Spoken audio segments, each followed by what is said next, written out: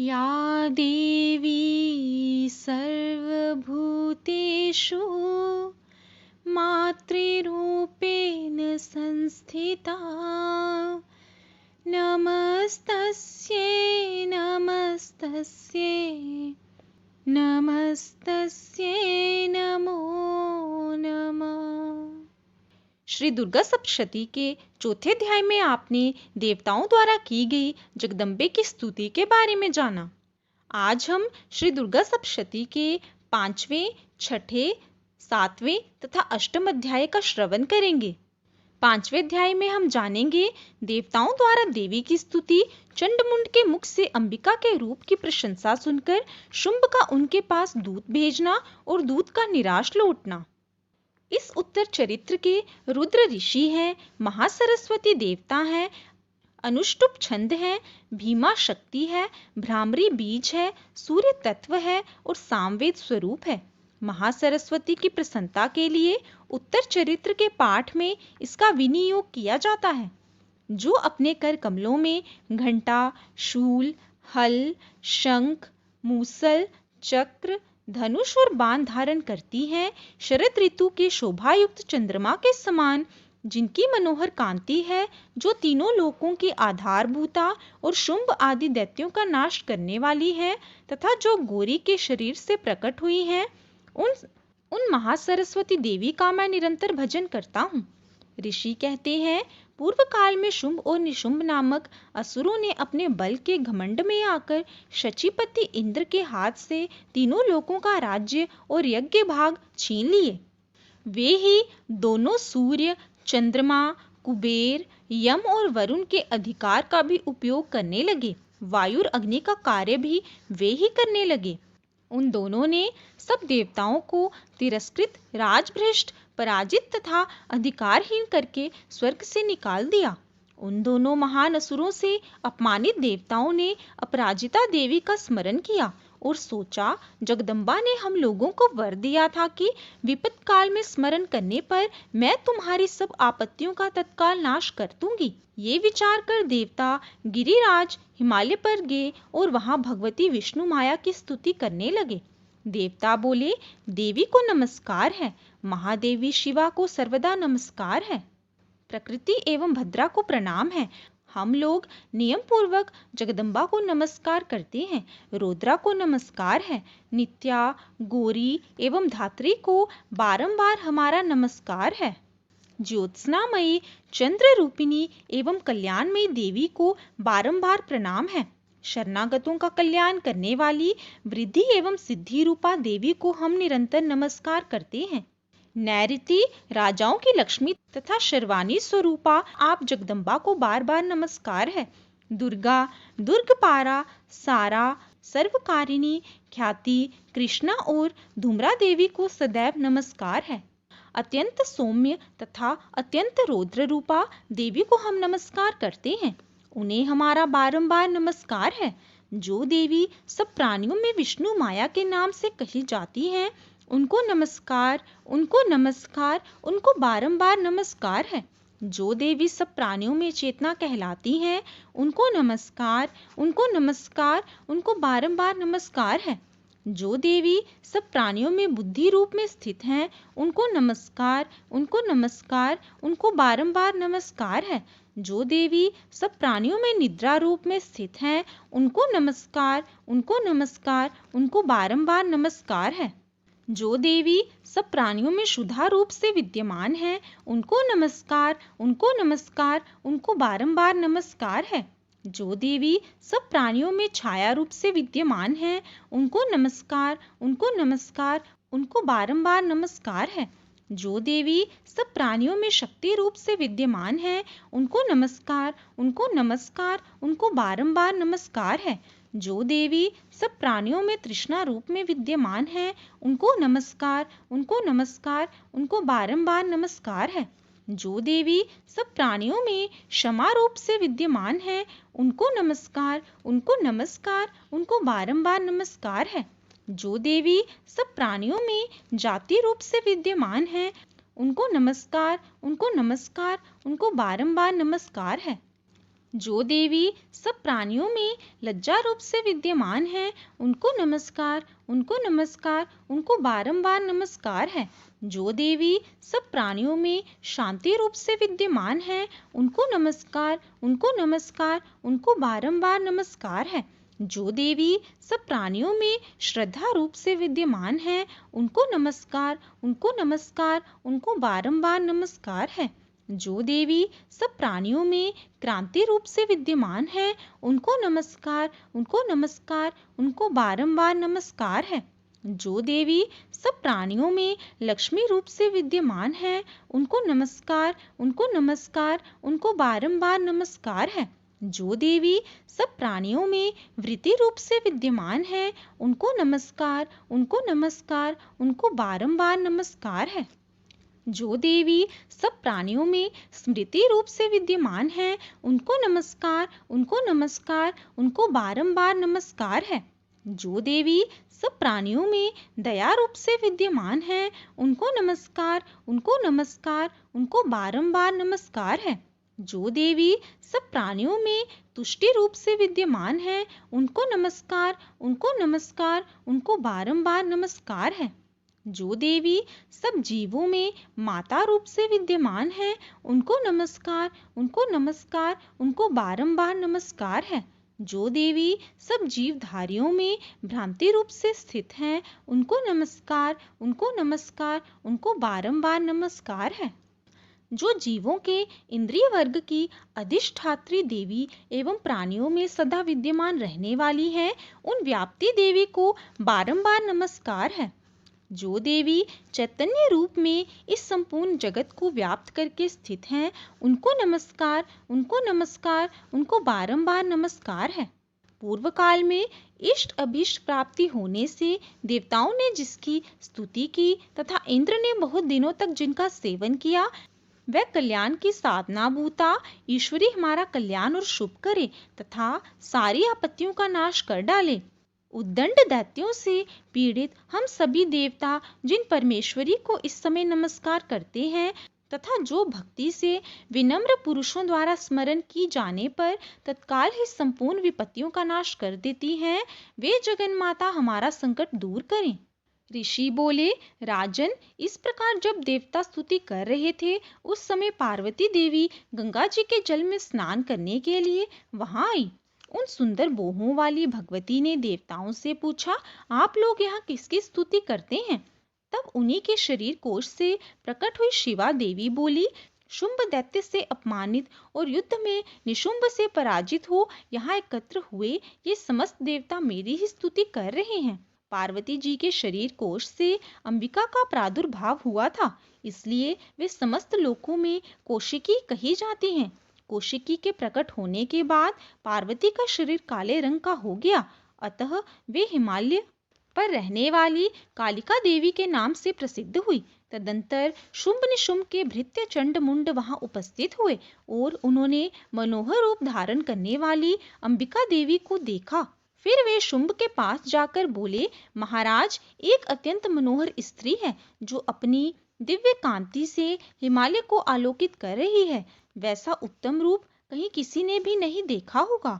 दैत्यराज, पता लगाइए वह देवी कौन है और उसे पकड़ लीजिए। स्त्रियों में तो वह रतन है, उसका प्रत्येक अंग बहुत ही सुंदर है तथा वह अपने श्री अंगों की कांति से संपूर्ण दिशाओं में प्रकाश फैला रही है। असुरेश्वर, अभी वह हिमालय पर ही विद्यमान है, आप उसे देख सकते हैं। प्रभु, तीनों लोकों में मणि, हाथी और घोड़े आदि जितने भी रत्न हैं, वे सब इस समय आपके घर में शोभा पाते हैं। हाथियों में रत्नभूत एरावत, पारिजात का वृक्ष और उच्च श्रवा घोड़ा, ये सब आपने इंद्र से ले लिए हैं। हंसों से जुता हुआ ये विमान भी आपके आंगन में शोभा पाता है। ये रत्नभूत अद्भुत विमान जो पहले ब्रह्मा जी के पास था, अब आपके यहाँ लाया गया है। ये महापद्म नामक निधि आप कुबेर से छीन लाए हैं। समुद्र ने आपको केशरों से सुशोभित किंजलकनी नामक माला भेंट की, जिसके कमल कभी कुम्हलाते नहीं। सुवर्ण की वर्षा करने वाला वरुण का छत्र भी आपके घर में शोभा पाता है।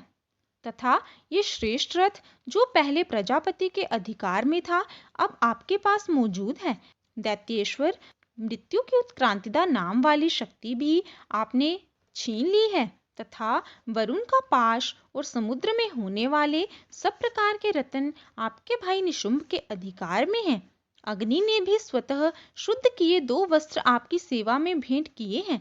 दैत्यराज, इस प्रकार सभी रत्न आपने एकत्रित कर लिए हैं, फिर जो वह स्त्रियों में रत्न रूप कल्याणमयी देवी है, इसे क्यों नहीं अपने अधिकार में कर लेते? ऋषि बोले। चंडमुंड का यह वचन सुनकर शुंभ ने महादैत्य सुग्रीव को दूत बनाकर भेजा और कहा, तुम मेरी आज्ञा से उससे ये बातें जाकर कहो और ऐसा उपाय करो जिससे प्रसन्न होकर वह शीघ्र ही यहाँ आ जाए। वह दूत पर्वत के अत्यंत रमणीक प्रदेश में, जहाँ देवी स्थित थी, गया और मधुर वाणी में कोमल वचन बोला। दूत बोला, देवी, दैत्यराज शुंभ इस समय त्रिलोकाधिपति हैं। मैं उन्हीं का भेजा हुआ दूत हूँ और यहाँ तुम्हारे पास आया हूँ। उनकी आज्ञा सदा सब देवता एक स्वर में मानते हैं, कोई उसका उल्लंघन नहीं कर सकता। वे संपूर्ण देवताओं को पराजित कर चुके हैं। उन्होंने तुम्हारे लिए जो संदेश दिया है उसे सुनो। उन्होंने कहा है कि तीनों लोग मेरे अधीन चलते हैं। संपूर्ण यज्ञों के भागों को मैं ही पृथक पृथक भोगता हूँ। तीनों लोकों में जितने श्रेष्ठ रत्न हैं, वे सब मेरे अधिकार में हैं। देवराज इंद्र का वाहन ऐरावत, जो हाथियों में रत्न के समान है, मैंने छीन लिया है।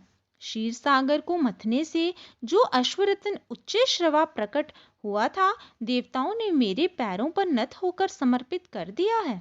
सुंदरी, उनके सिवा और भी जितने रत्नभूत पदार्थ देवताओं, गंधर्वों और नागों के पास थे, वे सब मेरे ही पास आ चुके हैं। देवी, हम लोग तुम्हें संसार की स्त्रियों में रत्न मानते हैं, अतः तुम हमारे पास आ जाओ, क्योंकि रत्नों का उपभोग करने वाले हम ही हैं। चपल कटाक्षों वाले सुंदरी, तुम मेरी या मेरे भाई महापराक्रमी निशुंभ की सेवा में आ जाओ, क्योंकि तुम रत्न स्वरूपा हो। मेरा वरण करने से तुम्हें अतुलनीय महान ऐश्वर्य की प्राप्ति होगी। अपनी बुद्धि से ये विचार कर तुम मेरी पत्नी बन जाओ। ऋषि बोले।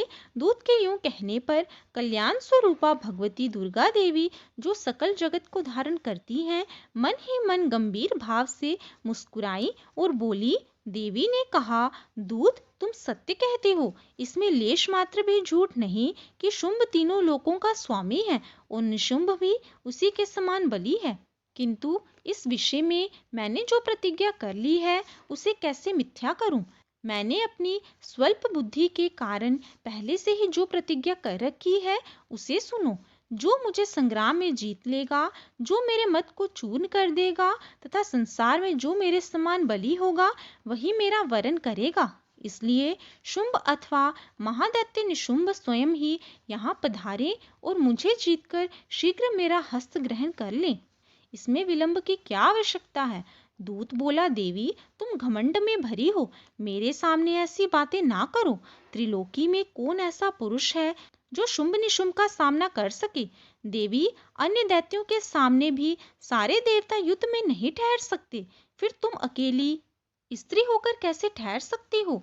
जिन शुंभ आदि दैत्यों के सामने इंद्र आदि देवता भी युद्ध में खड़े नहीं हुए, उनके सामने स्त्री होकर तुम कैसे जाओगी? इसलिए तुम मेरे ही कहने से शुंभ निशुंभ के पास चली जाओ।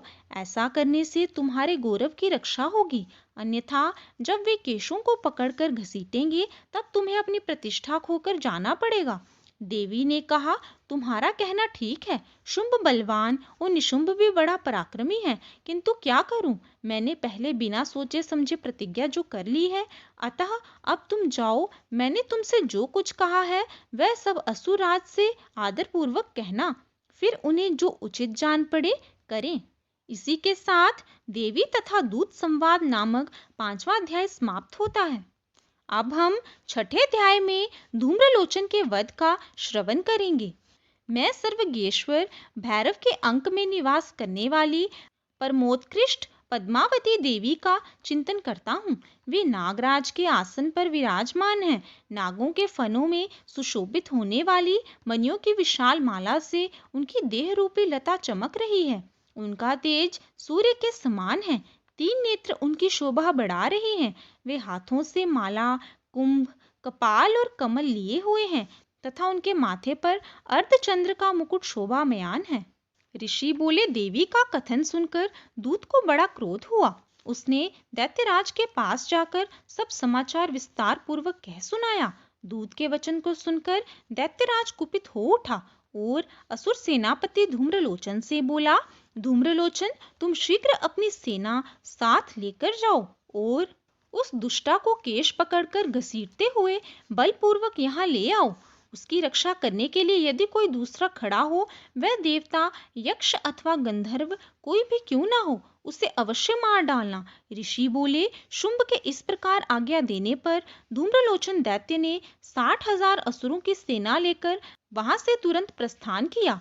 वहां पहुंचकर उसने हिमालय पर रहने वाली देवी को देखा और ललकार कर कहा, अरे तू शुंभ निशुंभ के पास चल। यदि इस समय प्रसन्नता पूर्वक मेरे स्वामी के पास नहीं चलोगी तो मैं बलपूर्वक चोटी पकड़कर घसीटते हुए तुझे ले चलूंगा। देवी बोली, तुम्हें दैत्यों के राजा ने भेजा है, तुम स्वयं भी बलवान हो और तुम्हारे पास विशाल सेना भी है। ऐसी दशा में यदि मुझे बलपूर्वक ले चलोगे तो मैं तुम्हारा क्या कर सकती हूँ। ऋषि बोले, देवी के यूं कहने पर धूम्रलोचन उनकी ओर दौड़ा। तब अंबिका ने हूं शब्द के उच्चारण मात्र से उसको भस्म कर दिया। फिर तो क्रोध में विह्वल दैत्यों की विशाल सेना और अंबिका ने एक दूसरे पर तीखे बाणों, शक्तियों तथा फरसों की वर्षा आरंभ की। इतने में ही देवी का वाहन सिंह क्रोध में भरकर भयंकर गर्जना करके गर्दन के बालों को हिलाता हुआ असुरों की सेना में कूद पड़ा। उसने कुछ दैत्यों को नखों की मार से, कितनों को अपने जबड़ों की मार से और कितने ही महादैत्यों को पटक कर दाढ़ों से जख्मी करके मार डाला। उस सिंह ने अपने नखों से कितनों के पेट फाड़ डाले और थप्पड़ मारकर कितनों के सिर धड़ से पृथक कर दिए, कितनों की भुजाएं और मस्तक काट डाले तथा अपनी गर्दन के बाल हिलाते हुए उसने दूसरे दैत्यों के पेट फाड़कर उनका रक्त चूस लिया।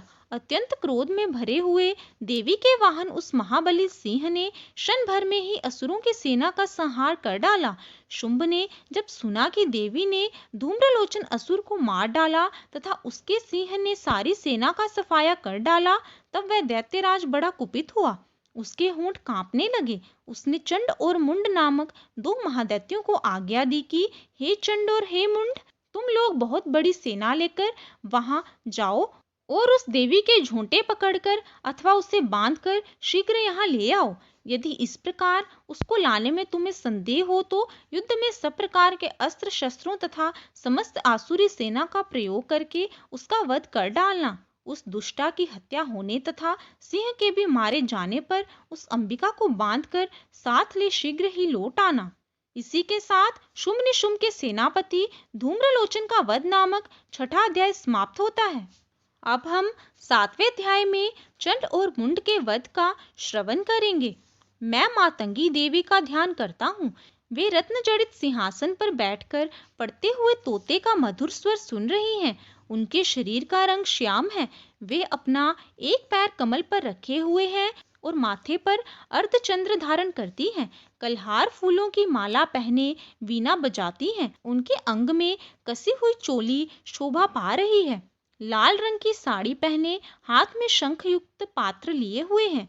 उनके मुख पर मधु का हल्का हल्का नशा जान पड़ता है और ललाट में मेहंदी शोभा दे रही है।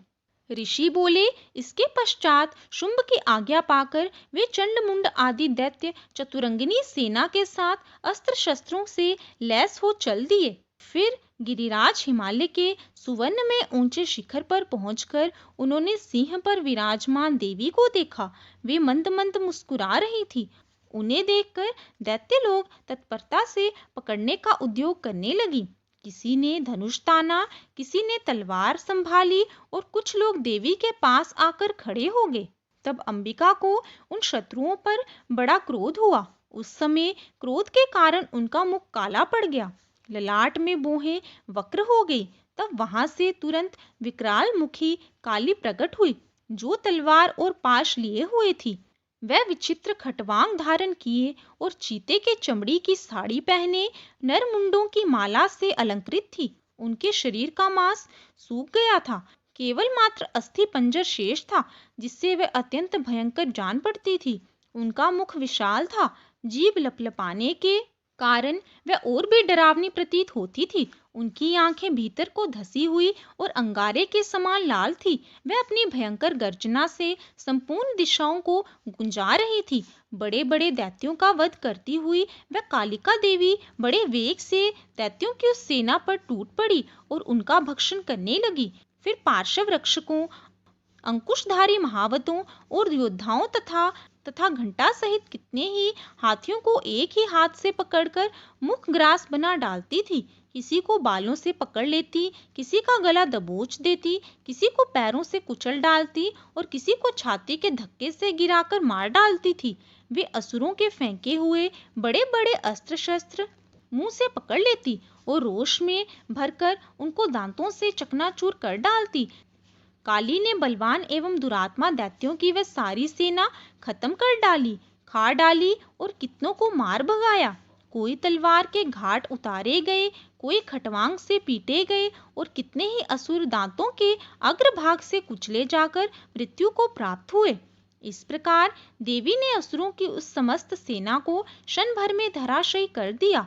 ये देख चंड उन अत्यंत भयानक काली देवी की ओर दौड़ा तथा महादैत्य मुंड ने भी अत्यंत भयंकर बाणों की तथा हजारों बार चलाए हुए चक्रों से उन भयानक नेत्रों वाली देवी को आवृत कर दिया।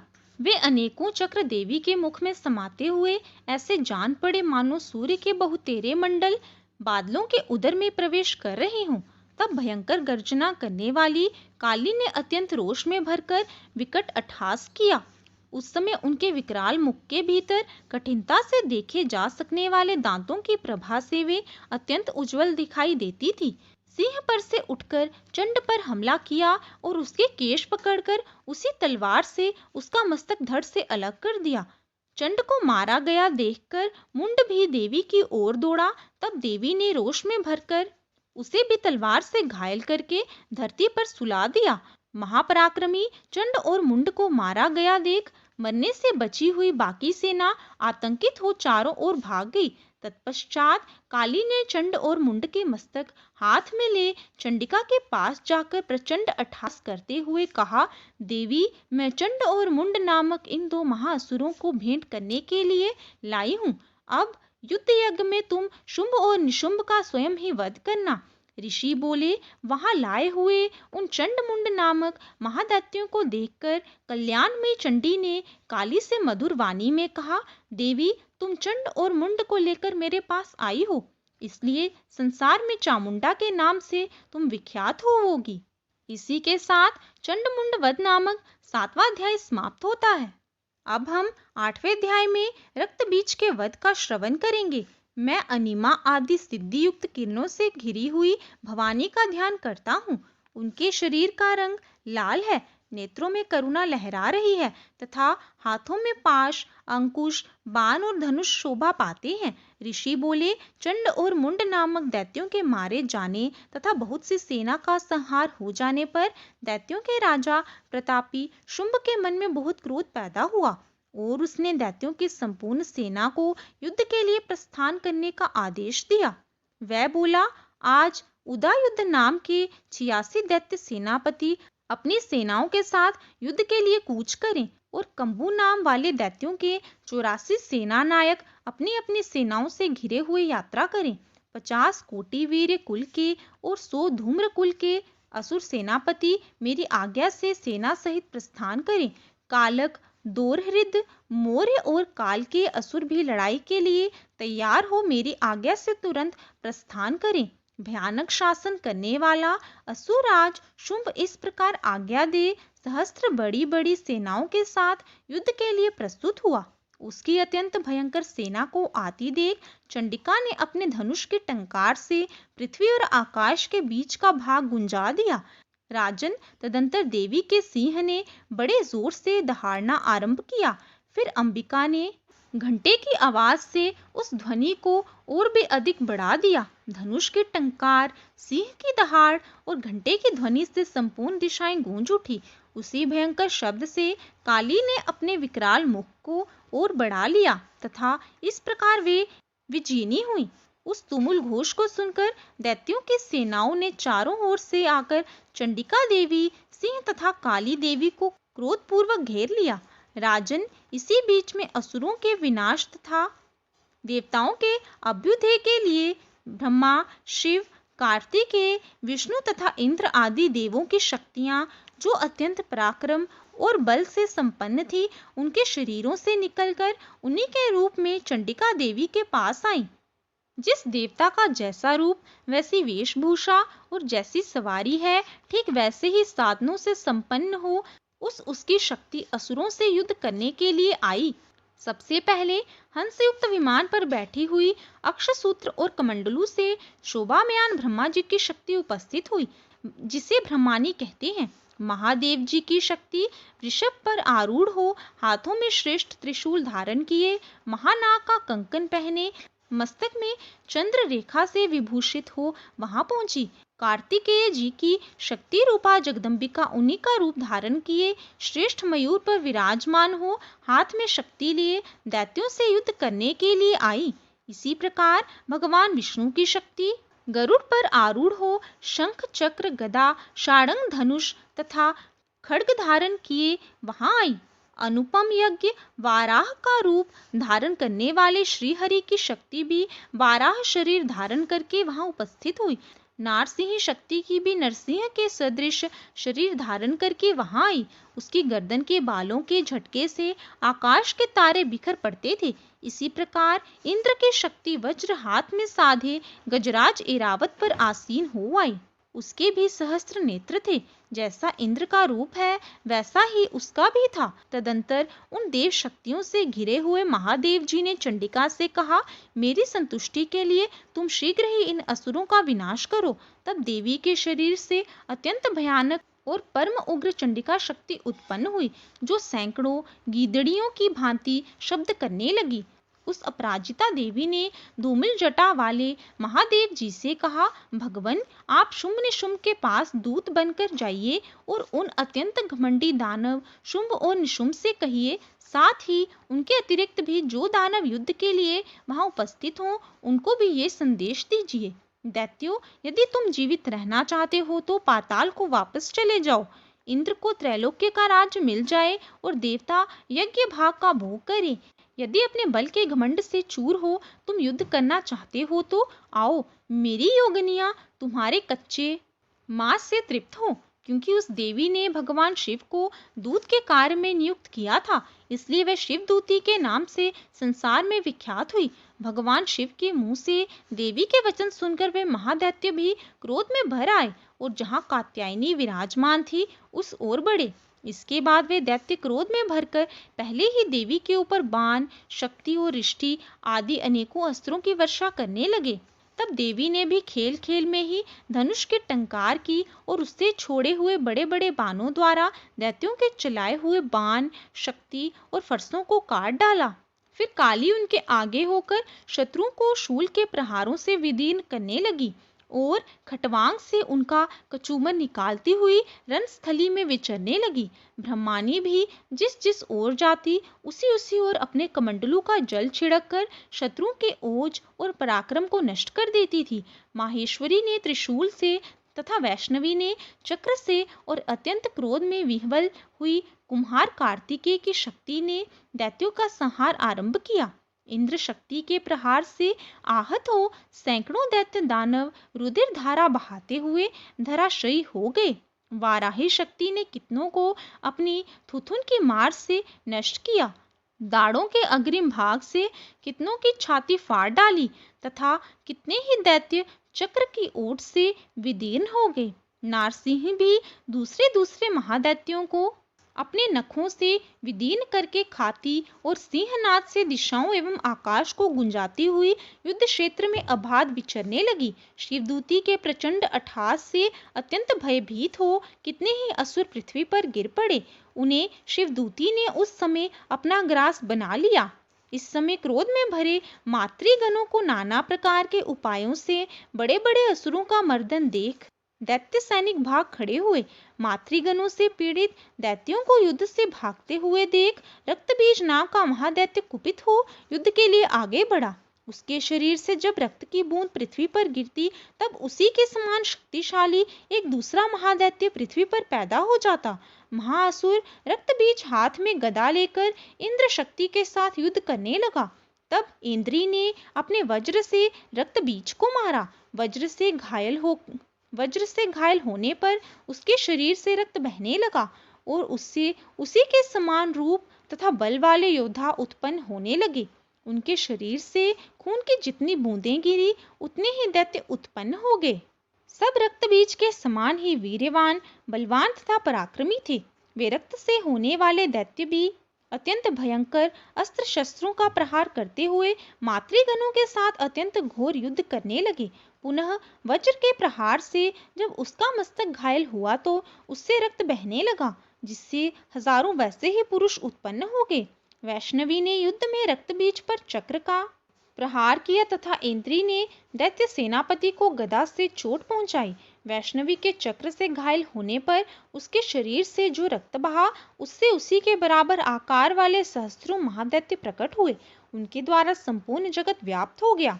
कुमारी ने शक्ति से, वाराही ने खड्ग से और माहेश्वरी ने त्रिशूल से महादैत्य रक्तबीज को घायल किया। उस महादैत्य रक्तबीज ने भी क्रोध में भरकर गदा से सभी मात्र शक्तियों पर पृथक पृथक प्रहार किया। शक्ति और शूल आदि से अनेक बार घायल होने पर जो उसके शरीर से रक्त की धारा पृथ्वी पर गिरी उससे भी सैकड़ों असुर उत्पन्न हुए। इस प्रकार उस महादैत्य के रक्त से कटे हुए असुरों द्वारा संपूर्ण जगत व्याप्त हो गया। इससे देवता अंकित हो उठे। देवताओं को उदास देख चंडिका ने काली से शीघ्रता पूर्वक कहा, चामुंडे, तुम अपने मुख को और भी विस्तृत करो तथा मेरे शस्त्रपात से गिरने वाले रक्त बिंदुओं को और उनसे उत्पन्न होने वाले दैत्यों को तुम अपने इस उतावले मुख से खा जाओ। इस प्रकार रक्त से उत्पन्न होने वाले महादैत्यों का भक्षण करती हुई तुम रण में विचरती रहो। ऐसा करने से उस दैत्य का सारा रक्त खत्म हो जाने पर वह स्वयं भी नष्ट हो जाएगा। उन भयंकर दैत्यों को जब तुम खा जाओगी तो दूसरे नए दैत्य उत्पन्न नहीं हो सकेंगे। यूं कहकर चंडिका देवी ने शूल से रक्त बीज को मारा और काली ने अपने मुंह में उसका रक्त ग्रहण कर लिया। तब उसने चंडिका पर गदा का प्रहार किया, किंतु उस गदापात से देवी को तनिक भी वेदना नहीं हुई। रक्त बीज के घायल शरीर से बहुत सा रक्त गिरा, किंतु ज्यों ही वह गिरा त्यों ही चामुंडा ने उसे अपने मुख में ले लिया। रक्त गिरने से काली के मुख में जो महादैत्य उत्पन्न हुए उन्हें भी ये चट कर गई और उसने रक्त बीज का रक्त भी पी लिया। तदंतर देवी ने रक्त बीज को, जिसका रक्त चामुंडा ने पी लिया था, वज्र, बाण, खड़ग तथा रिष्टि आदि से मार डाला। राजन, इस प्रकार शस्त्रों के समुदाय से घायल एवं रक्तहीन हुआ महादैत्य रक्त बीज पृथ्वी पर गिर पड़ा। नरेश्वर, इससे देवताओं को अत्यधिक हर्ष की प्राप्ति हुई और मातृगण उन असुरों के रक्तपान के मद से उद्धत होकर नाचने लगे। इसी के साथ रक्त बीज वध नामक 8वां अध्याय समाप्त होता है। कथा अच्छी लगी हो तो वीडियो को लाइक करना और चैनल को सब्सक्राइब करना ना भूलें।